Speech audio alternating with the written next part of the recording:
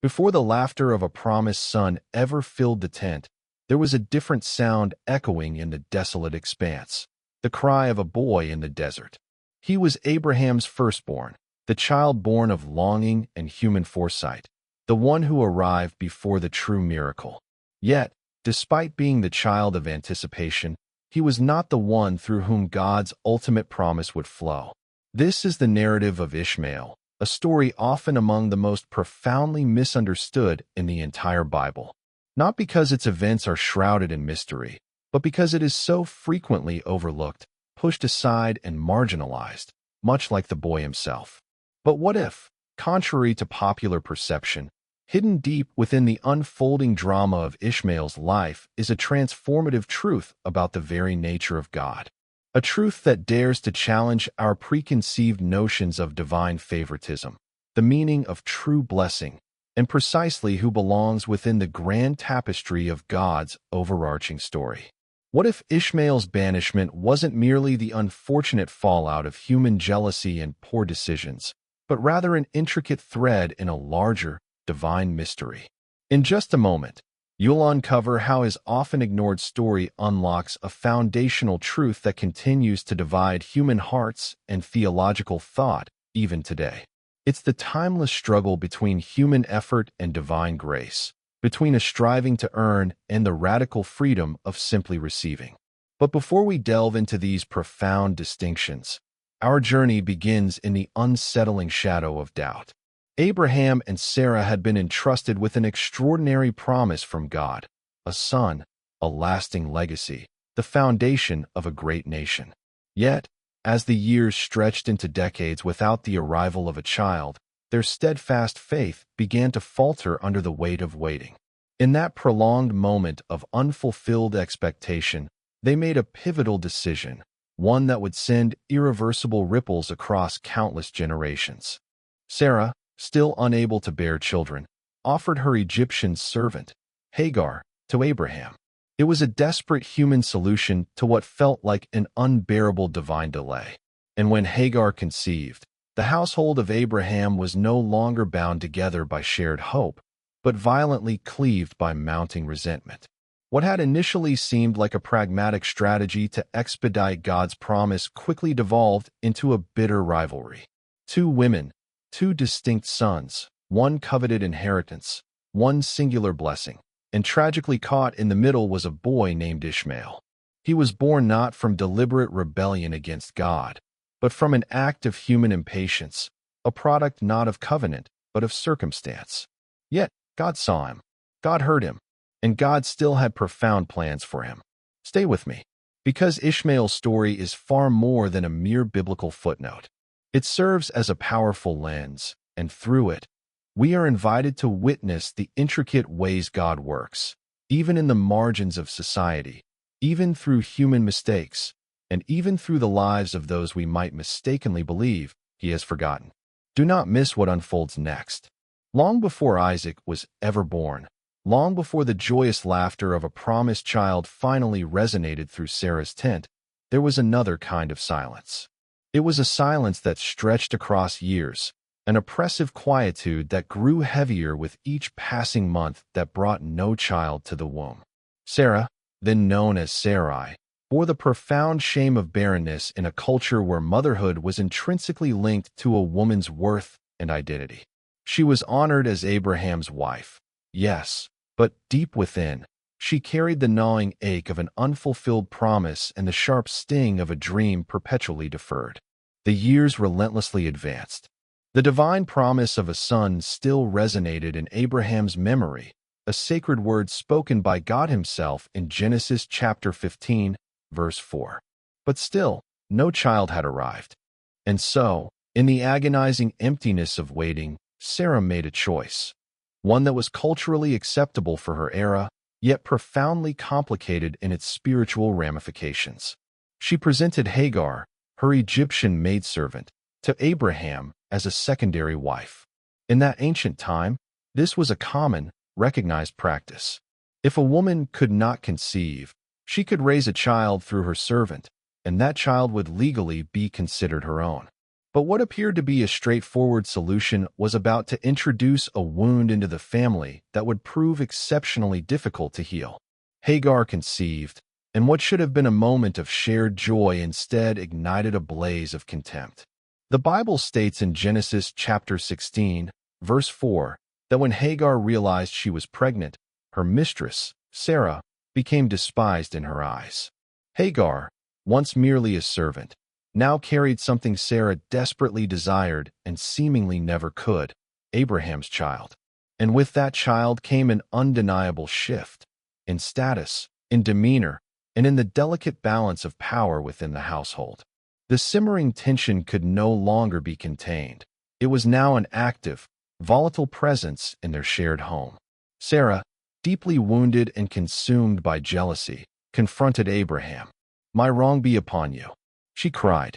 "I gave my maid into your embrace, and now she despises me." The blame was emphatically passed. The raw pain, once hidden, now surged to the surface.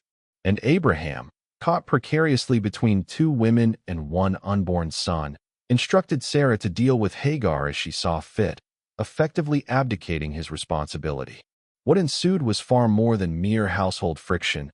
It was outright abuse. Sarah cruelly afflicted Hagar, until Hagar, in desperation, fled. Here, for the very first time, a child of Abraham was not found safely within a palace or a comfortable tent, but alone in the unforgiving wilderness. And yet, it is precisely at this critical juncture that the divine narrative intervenes. The story of Ishmael does not commence with triumph. It begins with human compromise, with a rushed, ill-conceived attempt to fulfill a divine promise. And what we are about to witness is that even when our own flawed decisions profoundly complicate the path ahead, God still graciously steps into the story. Because what happens next irrevocably changes everything. When Hagar escaped into the vast wilderness, she wasn't merely running from Sarah's cruelty. She was fleeing profound humiliation, sustained abuse, and a life that no longer held any place for her. She was pregnant, utterly alone, and desperately unwanted. In that barren, unforgiving landscape, where no human being would likely have followed, someone divine did. In Genesis chapter 16, verse 7, we are told that the angel of the Lord found her by a spring of water in the wilderness. This marks the very first time in all of Scripture that the angel of the Lord makes an appearance. And he appears not to a revered patriarch, not to an esteemed prophet, but to an Egyptian servant woman on the run, marginalized and vulnerable. He calls her by her given name, Hagar, Sarai's maid. Not Abraham's wife, not mother-to-be. He gently, yet firmly, reminds her of her identity and her place of origin. But then, he delivers a command that must have struck her with the force of a sudden storm. Return to your mistress and submit yourself under her hand. Go back to the very one who had despised and abused her, back to the crushing pain she believed she had finally escaped. But the angel does not stop there. His message transcends the immediate difficulty. He extends a promise, one so astonishing and immense it could only have originated from God himself. I will multiply your descendants exceedingly, so that they shall not be numbered for multitude. And then, the name that would forever mark her child's destiny. You shall call his name Ishmael, the angel says, because the Lord has heard your affliction. Ishmael, God hears. In that dry, desperate, and utterly hopeless place, Hagar performs an act of profound faith that no one before her had done. She gives God a name. She calls him El Roi, the God who sees me. The child within her womb might not have been the child of the covenant, the one through whom the chosen lineage would flow, but he was undeniably the child of a God who sees. And that singular realization changes absolutely everything for her. Hagar did return, but the narrative does not magically soften. The underlying tension never truly dissipated from the household. As the years passed, Ishmael grew up, perpetually living under the looming shadow of a promise that, he slowly realized, was not ultimately meant for him. Abraham loved him, certainly, but there was always an unspoken question hanging in the air. Was Ishmael enough? Could he truly be the promised heir? Later, When God unequivocally reaffirmed his covenant to Abraham, he made it unmistakably clear that the divine promise would pass exclusively through Sarah. She, not Hagar, would bear the son of the covenant. Abraham grappled with this profound revelation, but ultimately, he received the word. And so, even as life in the household settled into a fragile, superficial calm, a deeper, irreversible shift had already begun. Ishmael remained largely unaware of the impending shift, but unbeknownst to him, the divine plan had subtly, yet decisively, changed direction. The boy who had always occupied the central place in his father's affection and future was now slowly being moved to the edges of the narrative. The day laughter finally filled the tent, another kind of silence descended upon a different heart. Isaac was born, a miraculous child, the long-awaited answer to decades of yearning and fervent prayer. And Sarah laughed, but this time, not in disbelief or scorn. She laughed in sheer wonder, in triumphant joy. God has made me laugh, she declared in Genesis chapter 21, verse 6, and all who hear will laugh with me. It was a joy that echoed exuberantly throughout the entire camp. Servants rejoiced wholeheartedly. Abraham wept with profound relief and gratitude. And Sarah, standing taller than she had in years, radiated a newfound dignity. But in the shadow of that pervasive laughter stood a boy who had once been the only one. Ishmael.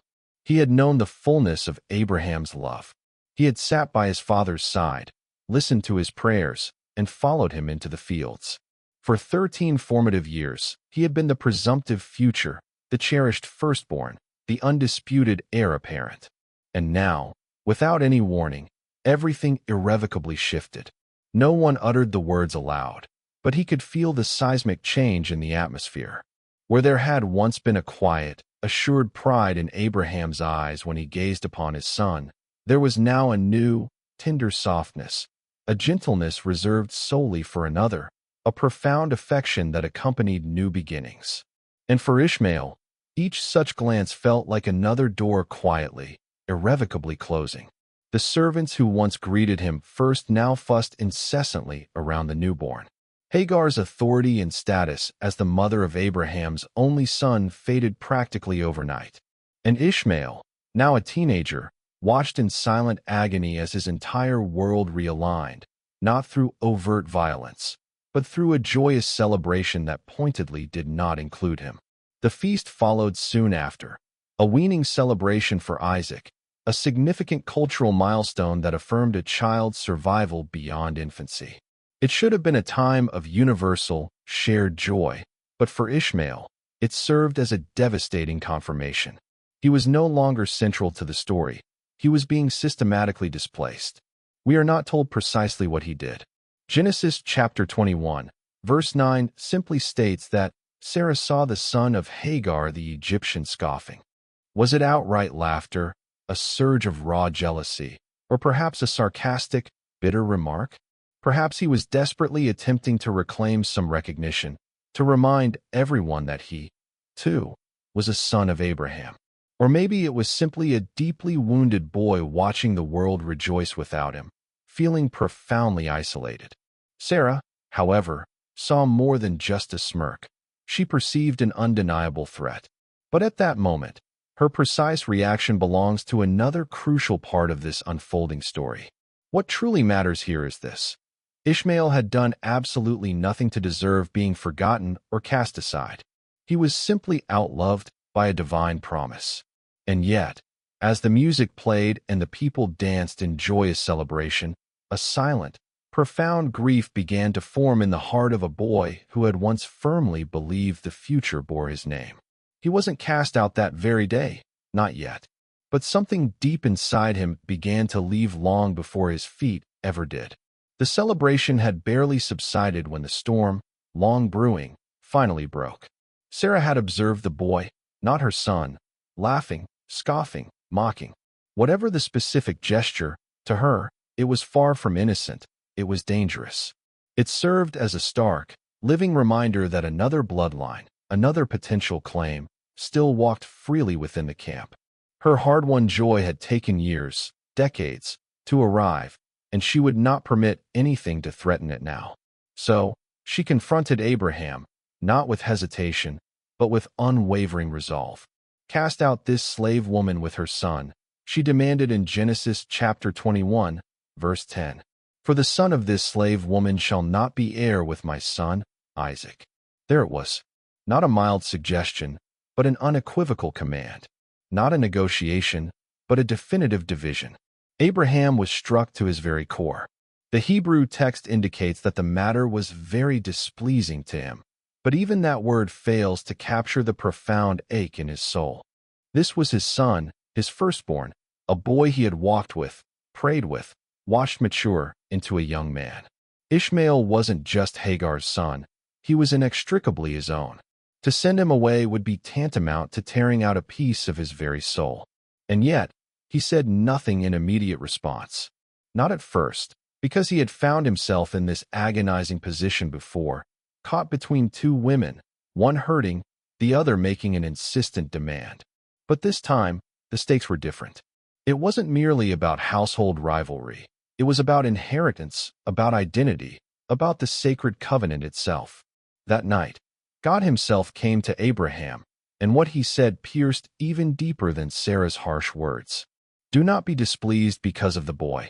Whatever Sarah says to you, do as she tells you, for through Isaac shall your offspring be named. Genesis chapter 21, verse 12.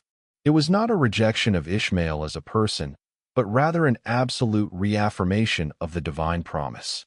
The covenant, the lineage of redemption, would pass exclusively through Isaac. This lineage would include no human effort or strategic planning by Abraham, only the pure, unadulterated miracle of God. But still, Abraham was a father. And the next morning, as the sun began its ascent, he gathered the meager provisions: bread, water, a skin filled with the desperate hope of survival, all wrapped in a father's profound heartbreak. He gently placed it on Hagar's shoulder. The Bible tells us he spoke no words. Perhaps he simply couldn't. And then, with a shattered heart, he watched them go. Not as a master dismissing a servant, but as a father breaking his own heart in wrenching obedience to a God who had asked for everything. And as the distant figures of mother and son faded into the vast, indifferent distance, Abraham remained behind. A covenant confirmed, yes, but a family irrevocably divided. They didn't merely walk, they wandered aimlessly. The morning of their desolate exile had arrived with no fanfare, no tender goodbyes, no comforting promise of return, just a single skin of water, a piece of bread, and the crushing weight of being utterly unwanted. Hagar, despairing but resolute, led the way, but the heavy silence that hung between them was far louder and more agonizing than any spoken farewell. Ishmael, once the joy and focus of his father's eyes, now walked as a silent question mark, a bewildered shadow trailing behind his mother. At first, they clung desperately to a fragile thread of hope. Perhaps Abraham would reconsider his decision. Perhaps God would speak again, altering their trajectory. Perhaps the unforgiving edge of the wilderness would miraculously give way to something familiar and welcoming. But the sun continued its relentless ascent, baking the land. The skin of water grew lighter and lighter with each parched sip. And step by agonizing step, the certainty of return vanished, replaced by the grim reality of their abandonment. The wilderness around them wasn't new to Hagar. It held a haunting familiarity. Hagar had been here before, years ago, pregnant and desperate. Back then, she had run to escape a painful situation. Now, she walked because there was quite literally no other place left for her and her son to stay. When the precious water finally ran completely dry, the body began to speak its desperate message before the mouth could. Ishmael's pace faltered, his lips cracked and bled, his eyes frantically searched for any shade that simply didn't exist in that scorching expanse. And when even his youthful strength finally gave up, he collapsed, utterly spent. Hagar, with what little strength she had left, found a solitary bush, the only meager barrier between his delicate skin and the searing air, and laid him gently beneath it. Then, she stepped away, unable to bear witnessing his final moments. The Bible doesn't say she prayed in that instant. It says she wept uncontrollably. "Let me not see the death of the boy," she cried out in Genesis chapter 21, verse 16. That was her raw, honest, unfiltered prayer. She sat far enough away that she wouldn't hear his final, agonizing breath, but heaven did. Because it wasn't just her desperate voice that rose from the barren earth. Genesis chapter 21, verse 17, explicitly states, God heard the voice of the lad, not just the mother, but the son himself. Ishmael, dehydrated, despairing, utterly voiceless to the physical world, was heard by heaven.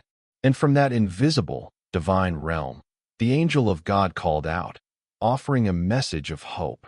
Fear not, for God has heard the voice of the lad where he is. Arise, lift up the boy, for I will make him a great nation. Then it happened, a sudden, miraculous intervention. A well, not painstakingly dug by their weary hands, not prepared in advance, was suddenly revealed. A well that had always been there, just hidden from their sight until the exact, desperate moment it was needed.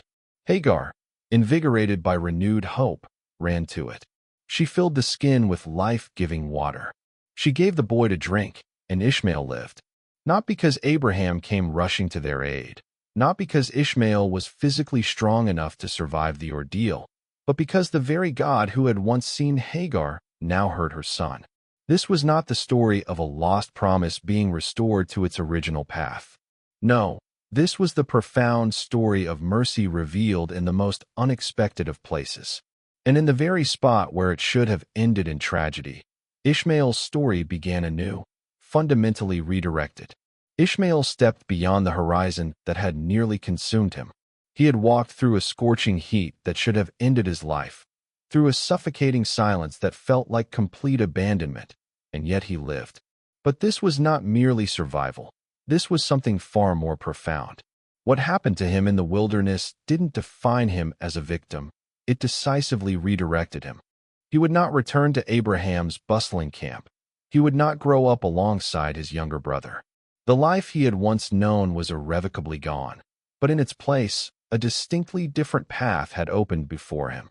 One not marked by the comfortable tents and familiar altars of his father, but by the raw, untamed deserts and the forging power of endurance. And through that harder, more arduous road came an indomitable strength. Genesis chapter 21, verse 20, tells us simply, God was with the lad. This wasn't merely in the miraculous moment of his rescue, but faithfully in the many years that followed. Ishmael matured into a true man of the wilderness, a skilled hunter, a formidable archer, someone who instinctively knew how to survive and thrive where others would inevitably perish. Hagar, ever protective, ensured a future for him by choosing an Egyptian wife, a quiet echo of her own origins. But the most stunning part, a powerful echo of Isaac's future, appears strikingly in Ishmael's past. In Genesis chapter 25, verses 13 to 16, we read that Ishmael had 12 sons. 12. Just as Jacob would later father the 12 tribes of Israel, Ishmael, too, became the father of 12 princes, powerful tribal leaders whose vast descendants would eventually stretch across the extensive lands of Arabia. They dwelled from Havilah to Shur, as Scripture describes, encompassing a vast region covering the northern Arabian Peninsula, bordering Egypt, and extending towards Assyria. And among these descendants, a strange, intricate intertwining continued. Ishmael's daughter would later marry Esau, the firstborn of Isaac, thereby connecting the two complex family lines once more. This is far more than mere genealogy. It is a profound divine irony. The son who was initially cast out becomes the father of kings. The boy who was placed beneath a bush, seemingly destined to die, becomes the patriarch of a great nation. Indeed, some traditions claim that the Arab peoples trace their ancient lineage directly to Ishmael, including, according to revered tradition, the Prophet Muhammad. While Scripture itself does not draw direct political or modern ethno-national conclusions, it very clearly demonstrates that Ishmael's offspring would indeed multiply, exert significant influence, and often contend with others. They would be a people unmistakably marked by strength, independence, and an enduring will to survive. Genesis chapter 16, verse 12, had foretold it with striking accuracy. He shall be a wild donkey of a man.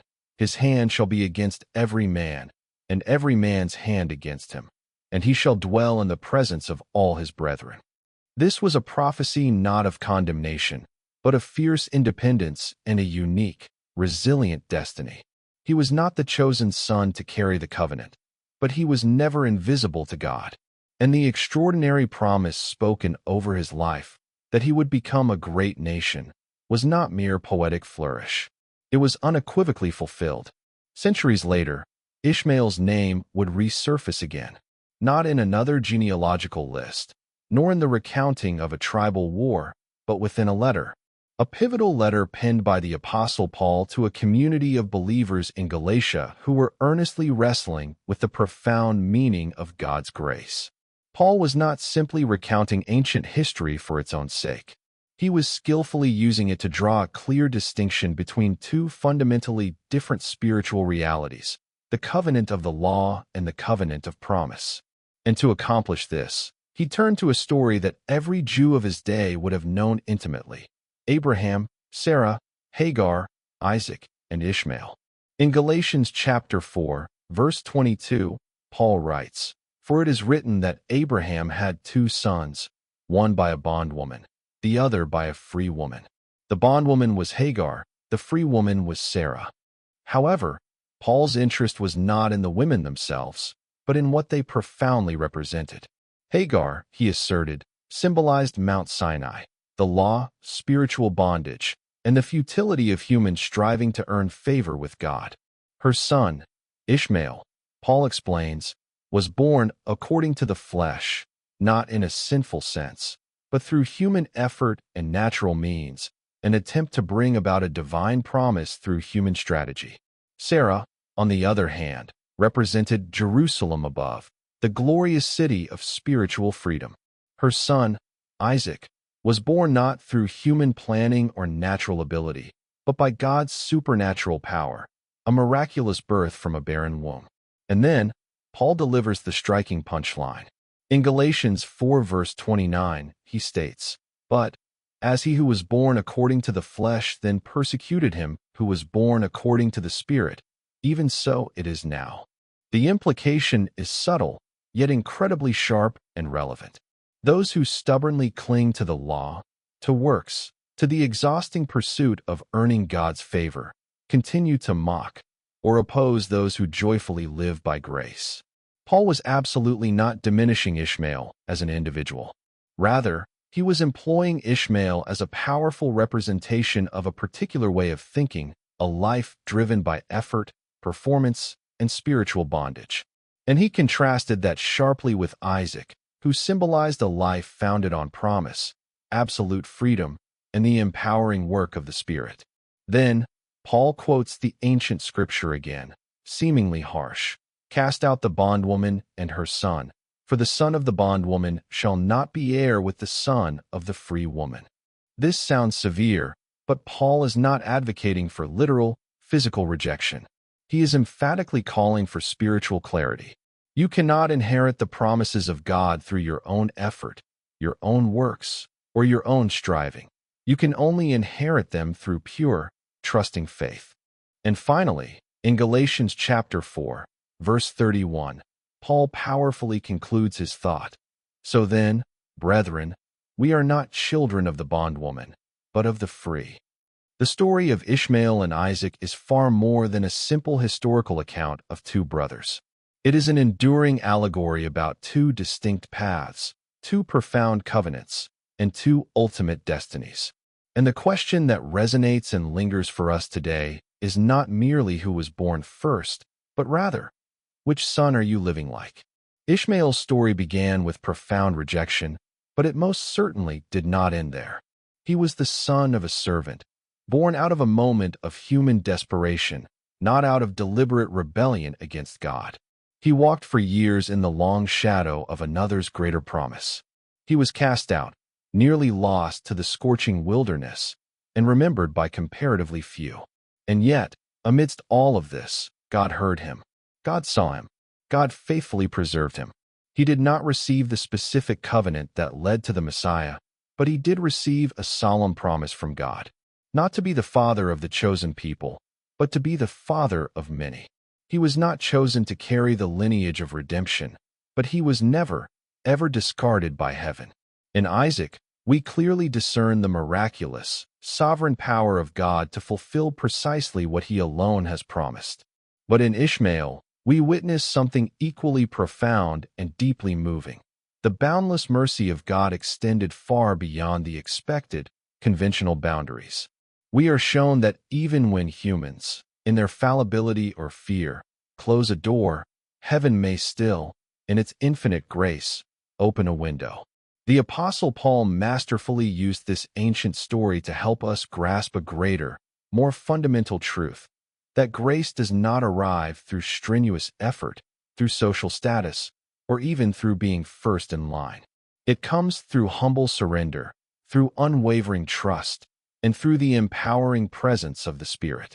And so, Ishmael's remarkable life becomes a poignant mirror, reflecting back to us not what we must do or be to somehow earn God's blessing, but rather how profoundly God sees and cares for those whom we, in our limited human perspective, might easily overlook. Have you ever felt like Ishmael, perhaps unseen, existing outside what you perceive as the main promise, walking through your own personal desert? Maybe you felt cast aside, forgotten, as if someone else received the blessing, and you were left with only silence and emptiness. But Ishmael's story serves as a powerful reminder. God hears, God sees, and even in our deepest exile, he remains intimately near. Ishmael was born of man's decision and effort. Isaac was born of God's miraculous intervention. One came by the will of the flesh, the other by the promise of the Spirit. And yet, both were heard by the Almighty. Because you don't need to be the chosen one to be heard by God. If this journey through Ishmael's forgotten story has opened your eyes to a previously unseen part of God's vast heart, if you were moved by his enduring tale, I invite you to subscribe. Every week, we delve deep into Scripture to uncover the profound beauty and hidden truths in the stories others too often leave behind. Please share this video with someone who needs to know they are not forgotten, that the God who heard Ishmael still hears today. And until next time, may the God who sees, El Roy, meet you precisely where you are.